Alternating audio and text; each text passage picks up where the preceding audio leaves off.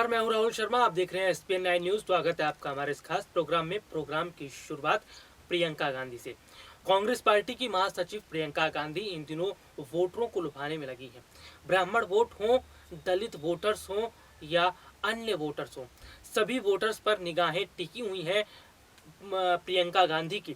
आपको बता दें कि अगले साल उत्तर प्रदेश में विधानसभा चुनाव होने वाले हैं और चुनाव से पहले प्रियंका गांधी कोई भी ढिलाई नहीं बरतना चाहती। प्रियंका गांधी जिस तरह से लगातार यूपी में बनी हुई हैं, वो दौरा कर रही हैं, रैली कर रही हैं, जनसभाएं कर रही हैं, ये बताता है कि चुनाव से पहले प्रियंका गांधी एक्टिव हो गई हैं। प्रियंका गांधी का एक्टिव होना बीजेपी के लिए मुश्किलों का सबक बन सकता है। दरअसल प्रियंका गांधी न सिर्फ एक खास वर्ग को लुभा रही है, बल्कि वो तमाम वर्ग के जो वोटर्स हैं उनको अपनी तरफ करने में लगी हैं और इसके साथ ही साथ किसान आंदोलन को लेकर योगी और मोदी सरकार पर निशाना साध रही हैं। आपको बता दें कि जो उत्तर प्रदेश में अगले साल विधानसभा चुनाव होने वाले हैं, उसमें समीकरण बदलते हुए नजर आ रहे हैं। इस समीकरण से बीजेपी को बहुत बड़ा झटका लग रहा है, क्योंकि विपक्षी पार्टियों ने पूरी तरह से बीजेपी को घेर लिया है और जो सरकार है वो विपक्षी पार्टियों के सवालों का जवाब नहीं दे पा रही। इतना ही नहीं, जनता भी देख रही है कि किस तरह से सेंट्रल गवर्नमेंट, जो केंद्र सरकार है, उसकी वजह से उन्हें कितनी दिक्कतों का सामना करना पड़ रहा है। अगर मैं उत्तर प्रदेश की बात करता हूं तो उत्तर प्रदेश जो है वो चुनाव के लिहाज से अपने आप में बहुत ही अहम है, बहुत अहमियत रखता है। इतना ही नहीं, सबसे बड़ी बात जो है वो ये है कि उत्तर प्रदेश में सबसे ज़्यादा विधानसभा की सीटें हैं और इस बार उत्तर प्रदेश की सत्ता हासिल करने के लिए तमाम राजनीतिक पार्टियां अपनी रणनीति बना रही हैं। इसमें ओवैसी हैं, अखिलेश यादव हैं, आम आदमी पार्टी है, तमाम और जो पार्टियां हैं वो इस चुनावी मैदान में कूद चुकी हैं और वो वोटर्स को अपनी तरफ लाने की कोशिश में जुटी हैं। लेकिन गौर करने वाली बात तो यह है कि जो प्रियंका गांधी हैं वो उत्तर प्रदेश की जमीनी जो चुनौती है उसको पार करते हुए लोगों को अपने साथ जोड़ रही हैं, वोटर्स को अपने साथ जोड़ रही हैं। बाकायदा वो कोई मौका नहीं छोड़ रही हैं जिससे उन्हें चुनाव में नुकसान का सामना करना पड़े। हर वर्ग के लोगों को लुभा रही हैं, हर वर्ग के वोटर्स की बात कर रही हैं और ये भी बता रही हैं कि उनकी सरकार उत्तर प्रदेश में आती है तो क्या बड़े बड़े बदलाव किए जाएंगे। तो कुल मिलाकर यह है कि प्रियंका गांधी की नज़र उत्तर प्रदेश चुनाव पर है और उन्हें पता है कि उत्तर प्रदेश की सत्ता अगर हासिल करनी है तो इसके लिए पूर्वांचल के वोटरों को लुभाना होगा। पूर्वांचली वोटर जो हैं वो पूरी तरह से अगर प्रियंका के साथ आ जाते हैं तो इसका बहुत बड़ा फायदा प्रियंका गांधी को होगा। आपको बता दूं कि उत्तर प्रदेश की सत्ता हासिल करने से पहले जिस भी राजनीतिक पार्टी ने पूर्वांचल के वोटरों को लुभा लिया और पूर्वांचल के जो वोटर हैं उन्हें अपनी तरफ कर लिया, तो ऐसे में सत्ता उनके पास आ जाती है। तो यहाँ पर चीजें बन रही हैं, जो समीकरण है वो बदल रहे हैं।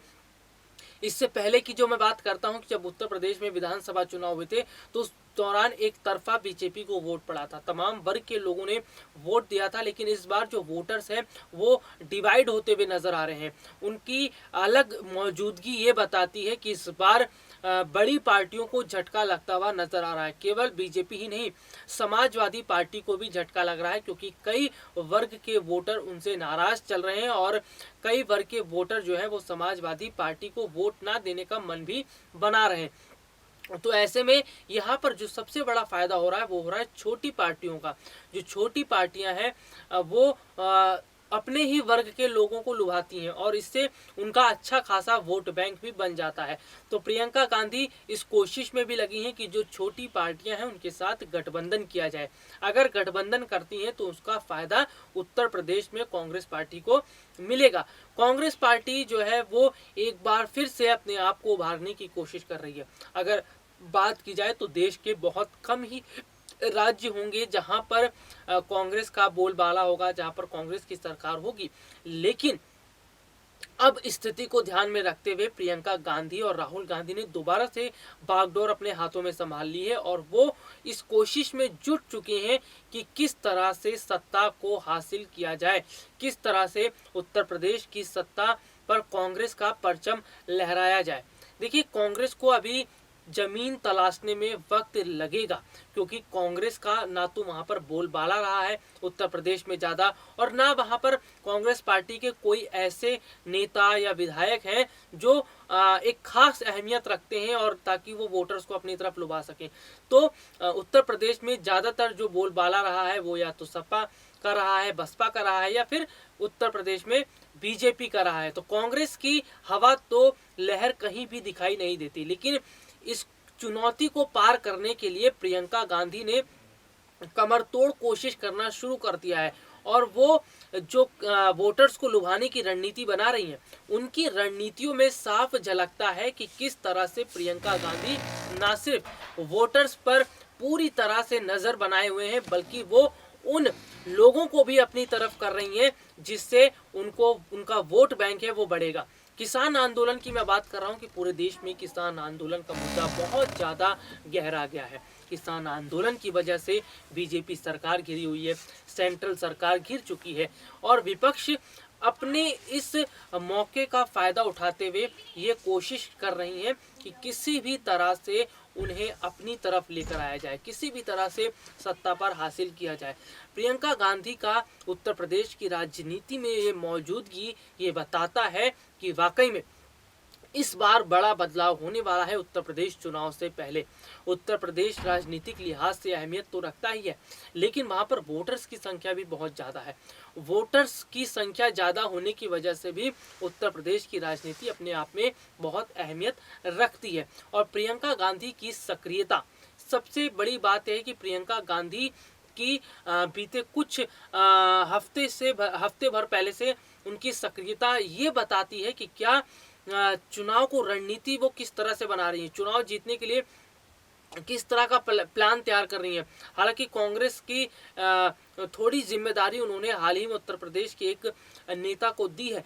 तो यहाँ पर नजर आता है कि प्रियंका गांधी को अगर सत्ता हासिल करनी है उत्तर प्रदेश की, तो वो उन्हें उन चुनौतियों का सामना करना पड़ेगा जो चुनौतियां उनके सामने खड़ी है।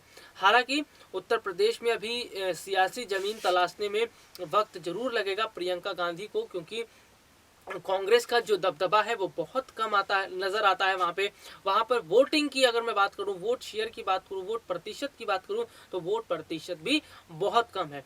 तो कुल मिलाकर ये है कि कांग्रेस की लहर तो फिलहाल नहीं है, वोट प्रतिशत बहुत कम है। इसके लिए प्रियंका गांधी को कोशिशें और तेज करनी होंगी। अगर प्रियंका गांधी अपनी कोशिशों को तेज करती हैं तो इसका फायदा आसानी से कांग्रेस पार्टी को मिल सकता है, और इन चुनौतियों को अगर पार लगा पाती है कांग्रेस पार्टी तो उत्तर प्रदेश में सत्ता ज्यादा दूर कांग्रेस से नहीं है। गठबंधन की बात करते हैं तो गठबंधन पर भी जो है फैसला लिया जा सकता है आने वाले समय में। कांग्रेस पार्टी की महासचिव प्रियंका गांधी जो है वो छोटे दलों के साथ गठबंधन करने के लिए कदम भी उठा सकती हैं, क्योंकि बिना गठबंधन किए हुए वो उत्तर प्रदेश की सत्ता पर काबिज नहीं हो पाएंगी। कांग्रेस की उतनी पकड़ उत्तर प्रदेश में नहीं है जितनी पकड़ अन्य जो बड़ी पार्टी हैं उनकी है। तो ऐसे में छोटी जो पार्टियां हैं उनसे गठबंधन की तरफ रुख जरूर जाएगा प्रियंका गांधी का, लेकिन छोटी जो पार्टियां हैं वो क्या कांग्रेस के साथ गठबंधन कर रही हैं या करेंगी ये भी समय बताएगा। लेकिन छोटी पार्टियां जो है वो उन्हीं के साथ जाएंगी जहां उन्हें फ़ायदा नज़र आएगा, क्योंकि छोटी पार्टियां बहुत अच्छे वोट प्रतिशत वहां से लेके आती हैं, उन वर्ग को लुभा पाने में कामयाब हो पाती हैं और हो जाती हैं। तो ऐसे में जो छोटी पार्टियां होती हैं वो अपने क्षेत्र में अपने जो जगह जहां उनकी सीटें आई होती हैं वहां पर वो अपने लोगों के लिए काम भी करती है। यही वजह है कि छोटी पार्टी जो है उनको वोट उन्हीं वर्ग के लोगों को मिलता भी है। तो कांग्रेस के सामने चुनौतियां बहुत है, राजनीतिक जमीन तलाशने में वक्त लगेगा, लेकिन क्या इन सभी चुनौतियों को पार करते हुए प्रियंका गांधी उत्तर प्रदेश की सत्ता पर काबिज हो पाएंगी, ये वक्त बताएगा। फिलहाल के लिए आज मुझे इजाजत दीजिए, नमस्कार।